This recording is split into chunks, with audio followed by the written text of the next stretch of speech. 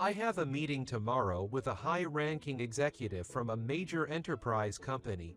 Coming from a background of just a high school graduate, you live in a completely different world. Harris, a classmate I hadn't seen in over a decade, said with a condescending smile on his face.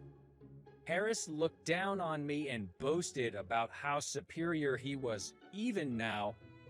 He had been that way since high school. He ridiculed me and believed he was in a superior position. But, nice to meet you. I'm the person in charge of this meeting. The next day, as the person introduced themselves during the meeting, Harris's eyes widened in surprise and his face turned pale. My name is Kevin. When I was a freshman in high school, my father's company went bankrupt. My family suddenly became poor. My father managed to find another job. My mother, who had been a homemaker, started working part-time, and I quit the club activities and spent my afternoons working part-time. The fact that my father's company went bankrupt quickly became a school-wide rumor.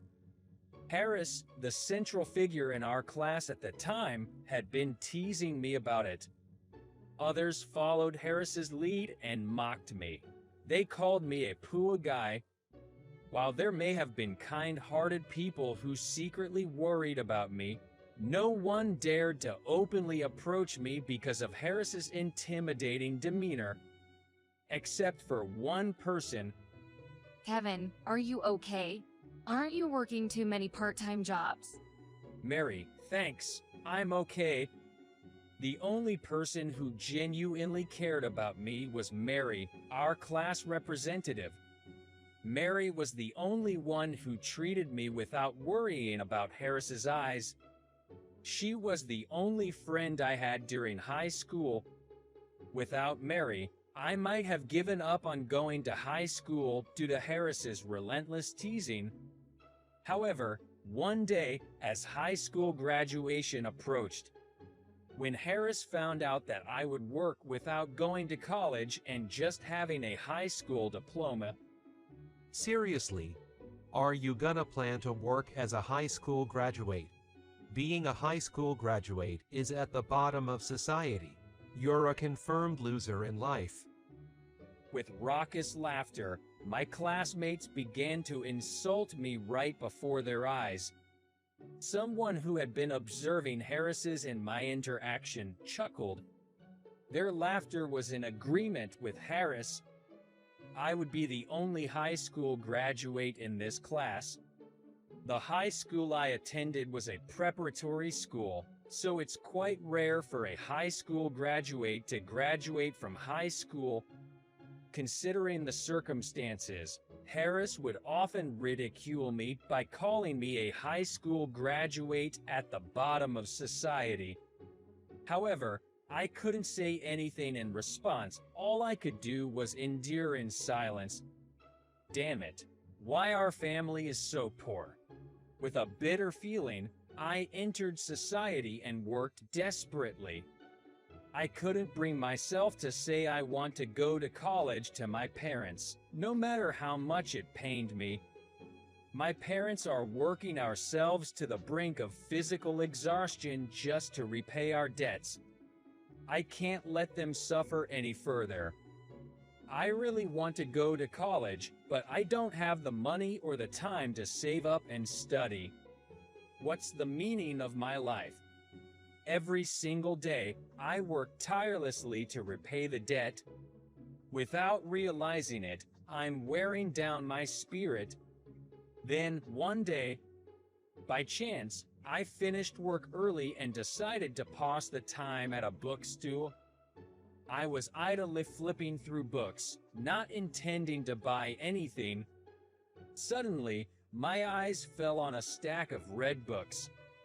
Come to think of it, it's already the season for entrance exams. I picked one up and started flipping through it. Against all odds, the dream of going to college, which I had given up on, began to resurface. I hurriedly tried to put the red book back in its place. Are you Kevin? Long time no see. Mr. Smith. I turned around when I was suddenly addressed, and there stood my high school mentor, Mr. Smith.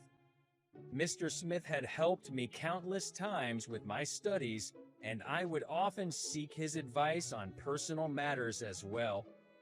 What's wrong? You seem quite worn out. Mr. Smith asked with his gentle voice, and I felt everything I had been holding in begin to overflow. After we moved to a nearby cafe and finished our conversation, Smith made a proposal. I can't help you with financial matters, but I can assist you with your studies. What? It's easier when you have someone to teach you rather than studying alone. If you want to go to college, look into scholarships and various programs available. Don't forget there's also the option of bachelor's degree certification. Don't struggle on your own. Rely on me. His words were so reassuring that I found myself shedding tears without realizing it. Thank you, Mr. Smith. Afterward, I visited Mr. Smith's house during breaks from work and received lessons. I researched and concluded that obtaining a bachelor's degree certification was more realistic for my situation than going to college. Getting the bachelor's degree certification would broaden my job opportunities. With that, my salary would increase, and I could save money as well. It's never too late to go to college if I want to. Thanks to Mr. Smith's guidance, I successfully obtained the bachelor's degree certification. Hey, Kevin, there's a job opening at a company my acquaintance works for. They require a bachelor's degree, but since you've obtained the certification, why don't you give it a shot? Yes, absolutely. Right after getting the certification, I was fortunate enough to receive a job referral from Mr. Smith, and I was able to switch to a much better job than my current one. It seems like I can finally see some light in my life. After the job change, I worked tirelessly. To repay Mr. Smith, you introduced me to this company, and to save money for future college expenses, one day, while working hard as usual, a school reunion brings back memories. I received a letter about a high school reunion invitation. Although I didn't have the lively high school experience with everyone, maybe Mary will attend. I want to update her on my current situation and express my gratitude for being my supporter. With that in mind, I replied the invitation to join the reunion.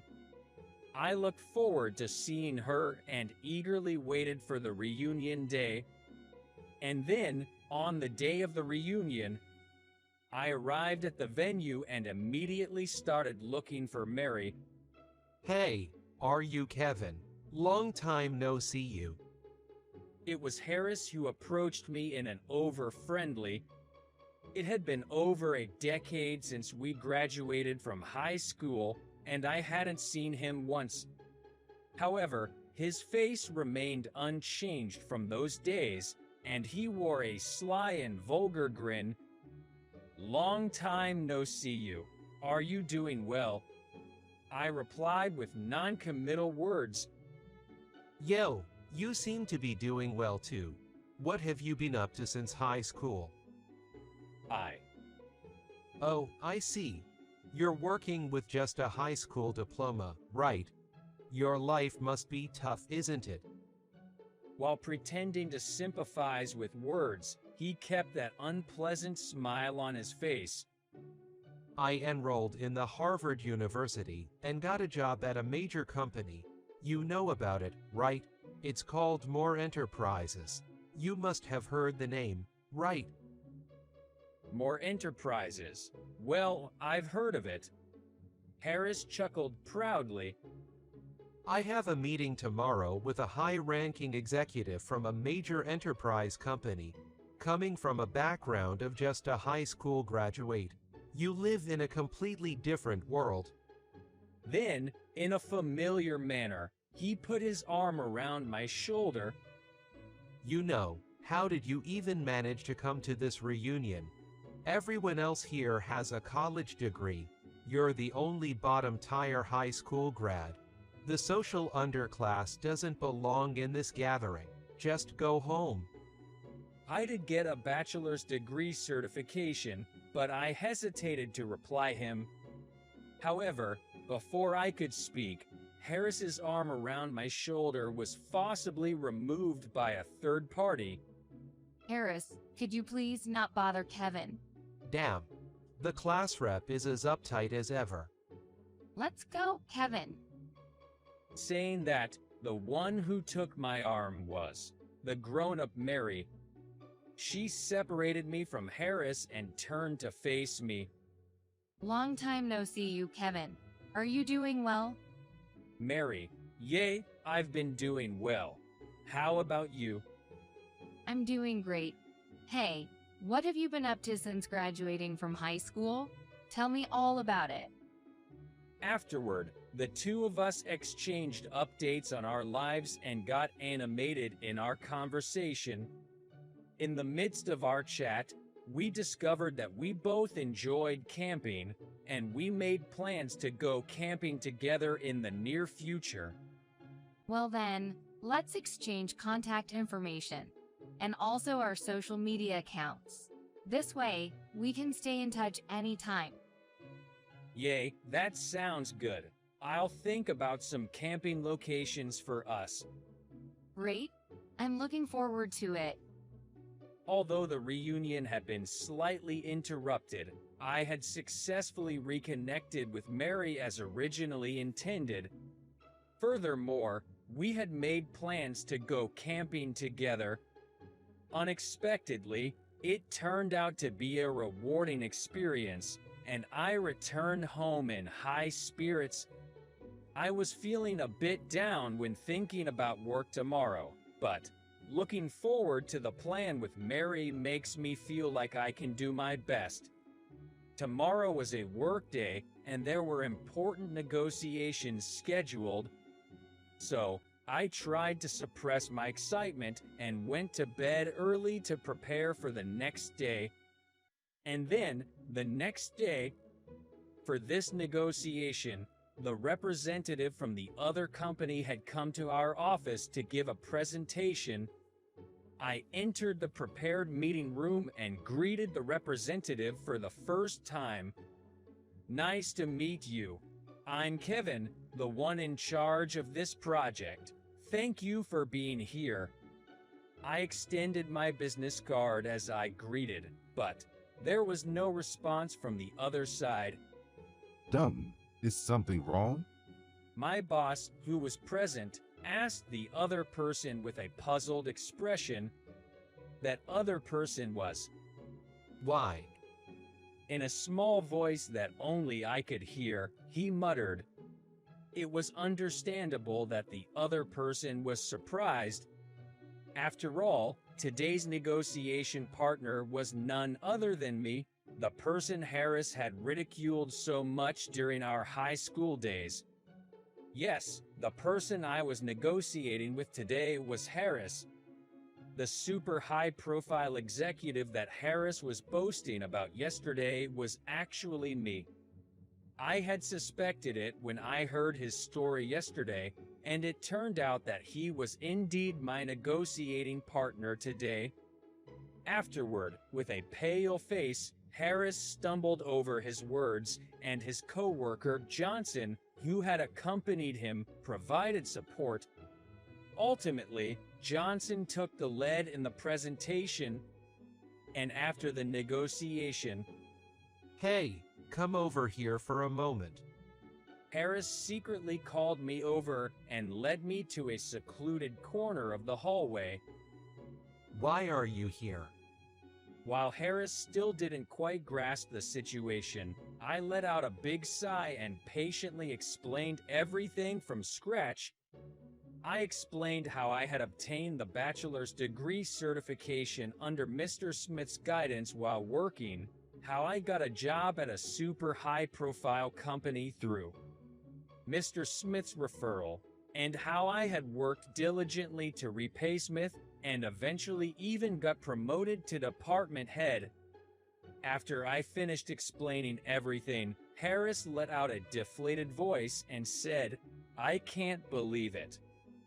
I could see the shock on Harris's face as he realized that he was actually in a position lower than mine, despite looking down on me all this time. And once more, I let out a sigh and said, "You remember bragging about your affairs at the reunion yesterday, right?" What? Well, you see. At our company, we have a strict policy against infidelity. We can't trust someone who engages in affairs as a business partner. I request that your company reassign your responsibilities. Wait a minute. We're friends, aren't we? Harris clung to me and said that, so I couldn't help but laugh. Friends, have you forgotten what you did back in high school? It's convenient how you conveniently forget your past actions. My only friend is Mary. You're just a classmate, not a friend. I said this and shrugged off his arm. Harris could only watch me leave with a look of despair.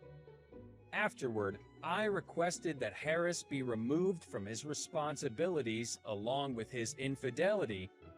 However, this situation escalated into something unexpected.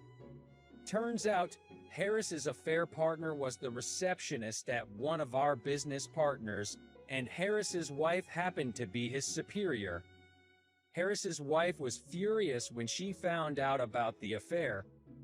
She contacted the HR department, and it seems Harris received both a transfer and a demotion as a result. Getting involved with a colleague's wife and angering his own boss, Harris found himself with no place left within the company. Perhaps retirement is just a matter of time for him. I heard his wife is in the process of divorce and seeking alimony. The person who told me this was Harris's coworker, Johnson, who was newly in charge. It seems that Johnson's performance in the presentation that day had been highly praised. Harris had been using him as a pawn, and Johnson was relieved when Harris was no longer around. Thanks to the talented Johnson, the negotiation was successfully concluded. I look forward to future dealings. Even though work keeps me busy and can be challenging every day, I find it very rewarding and enjoyable. Next week, I'll be going camping with Mary, and despite the hectic schedule, there's a sense of fulfillment. I owe this kind of life to Mr. Smith. I'll continue to do my best to live a life I can be proud of, just as my teacher would expect.